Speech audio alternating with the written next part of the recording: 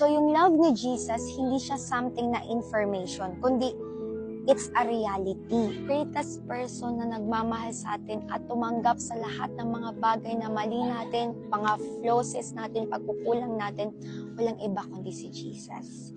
Inalay niya yung buhay niya sa cross kasi gusto niyang patunayan yung pagmamahal niya sa'yo at sa akin. Hindi aksidente na nandito kayo, na nakaupo kayo dito, tapos napakinggan niyo yung message na to. Lahat nagkasala at walang matuwid kahit isa.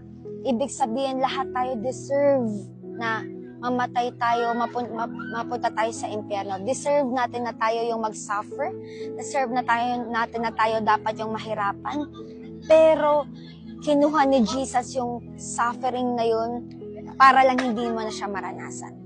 Yung pain na yun, yung condemnation na yun, yung dinuraan siya ng tao, sinipa siya, wala naman siyang kasalanan. Wala siyang nagawa para gawin sa kanya yun ng mga tao. Iniwan siya ng mga taong pinagaling niya. Iniwan siya ng mga disciples niya. Iniwan siya ng mga taong in-expect niya na makakasama niya. Pero, hindi sa kabila ng mga bagay na yun, patuloy pa rin si Lord na, sige, iaalay ko yung buhay ko kasi ang Lord naniwala siya na isang araw mapapakinggan mo yung ginawa niya para sa'yo. Katulad na napapakinggan niyo ngayon.